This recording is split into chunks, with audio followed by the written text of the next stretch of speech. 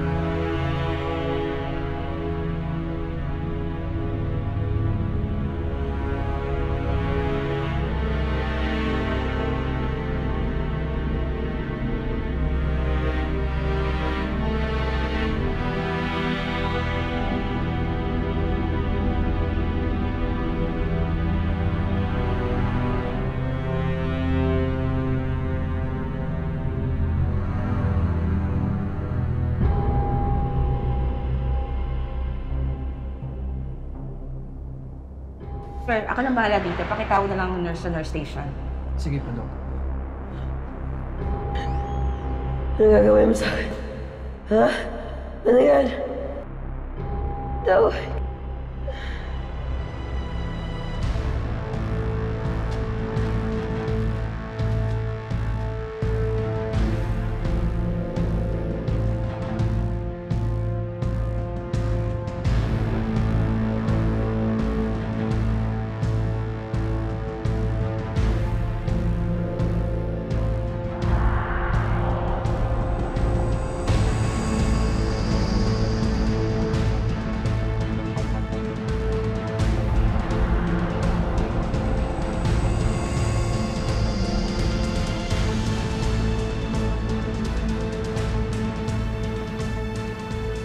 Bravo.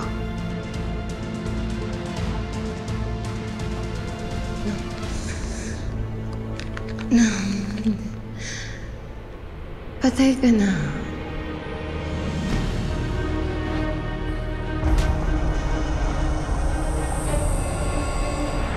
I saw it. In my own eyes. I saw you die.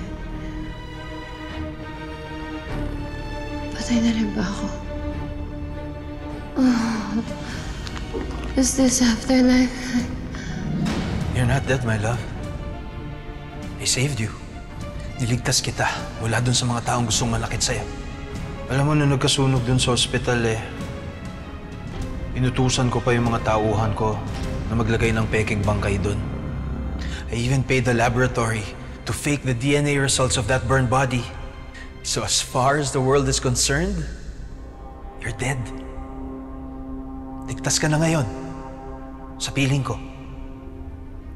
Pagkatapos ng ginawa ko sa'yo, you saved me? O baka nandito ka lang para gantihan ako? Ha? Yun ba yung gusto mo? Gusto mong gumanti sa akin? Hmm? Yes. Galit ako. Galit ako sa ginawa mo. But does that change my desire for you? Absolutely not. At kung meron taong makakaintindi nun, ikaw yun. Dahil ganito ka rin kay Jordan, di ba? Ang galit mo kay Jordan. Dahil iniwan ka niya. Pinagpalit. You still have this unquenchable thirst to be with him. Wala ka nang pakialam kung sinong masaktan mo, sinong taong masagasaan mo. Ilang buhay ang mawala. Basta lang makuha mo ang gusto mo. Wala ka na rin pakialam. It's tama at mali. You threw away your values, your conscience, your humanity. Dahil ayaw mo lang mapunta sa iba ang taong gusto mo. Sobrang naniwala ka na ikaw ang biktima. Ikaw ang inagrabyado, ikaw ang inagawan. So you believed that you were the hero in this story. That you deserve a happy ending, no matter what it takes.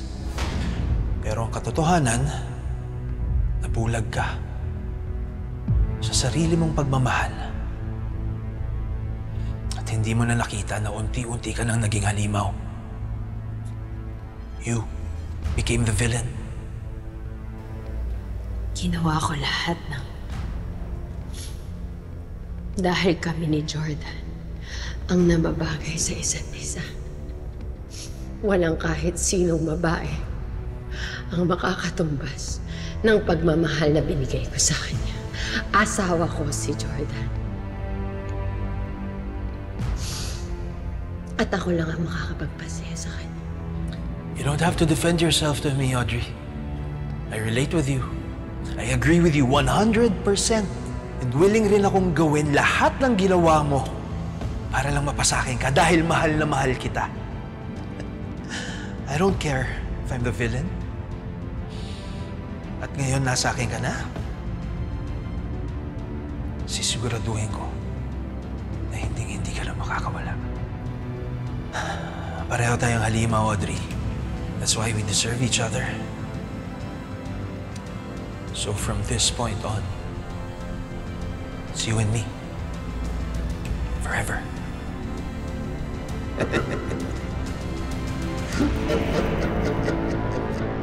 Franco?